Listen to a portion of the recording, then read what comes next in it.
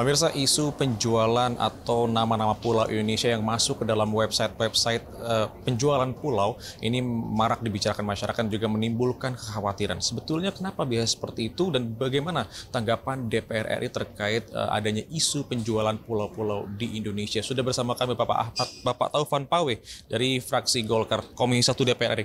Terima kasih, Komisi 2 DPR RI. Terima kasih Bapak terkait isu jual pulau ini, Pak. Karena kan kalau kita melihat ramai sekali perbincangan nama-nama pulau di Indonesia itu masuk ke dalam situs penjualan private islands, Pak.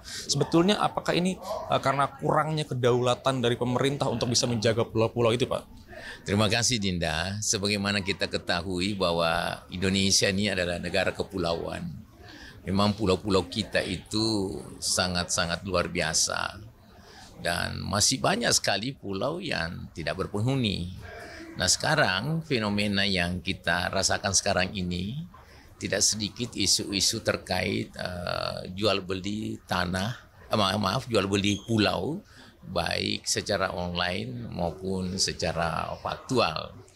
Saya memandang sebagai anggota Komisi 2 bahwa jual beli tanah, jual beli pulau itu sangat melanggar Undang-Undang Pokok Agraria, Undang-Undang Nomor 5 Tahun 1960, di mana tanah negara, tanah yang dikuasai negara termasuk pulau, itu tidak bisa diperjualbelikan.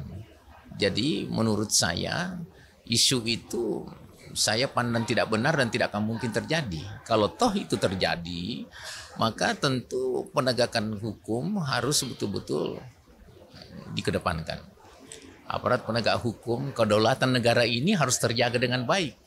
Walaupun pulau terluar, itu harus dijaga dengan baik. Seperti itu.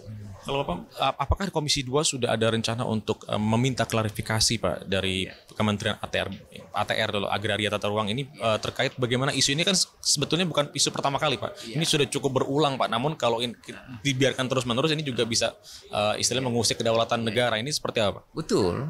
Kami bahkan sudah melakukan rapat dengar pendapat dengan Kementerian ATR BPN. Sangat jelas penjelasan Pak Menteri, sangat normatif. Itu sesuatu yang tidak mungkin. Yang memungkinkan itu adalah warga negara Indonesia bisa punya kepemilikan di pulau, tapi itu pun harus seimbang dengan konservasi pulau yang ada di situ. Jadi sangat jelaslah. Tidak mungkin kalau toh itu ada bukti mengarah ke sana bahwa warga negara asing bisa memiliki pulau, kepemilikan pulau, maka kepemilikannya itu batal demi hukum. Tapi kalau dia mendiami pulau itu dalam batas tertentu, itu sah-sah saja bisa. Bapak sebagai seorang legislator kan juga mewakili masyarakat, Pak. Tentunya masyarakat juga mungkin banyak yang awam, yang tidak begitu mengetahui tentang permasalahan jual beli pulau yang seperti sekarang ini, Pak. Lalu Bapak bagaimana, Pak, untuk setidaknya memberikan keyakinan atau memberikan keyakinan kepada masyarakat, Pak? Saya rasa langkah yang paling harus cepat dilakukan oleh Kementerian ATR BPN adalah mensosialisasikan. Ini masyarakat harus diedukasi, khususnya masyarakat-masyarakat di pulau. Masyarakat di pulau itu menyatu dengan pulau. Mata pencahariannya di pulau, di daerah lautan di sekitarnya. Nah, yang perlu kita antisipasi sekarang ini adalah bagaimana juga pemerintah mengawasi informasi-informasi di media online dengan potensi adanya penawaran jual beli pulau. Kalau masyarakat umpamanya sudah diberikan pemahaman, maka saya yakin sekali potensi terkait dengan isu-isu jual beli pulau ini mungkin bisa diminimalisir. Yang jelas menurut saya kedaulatan negara kita ini harus betul-betul terjaga dengan baik, harus dipelihara dengan baik.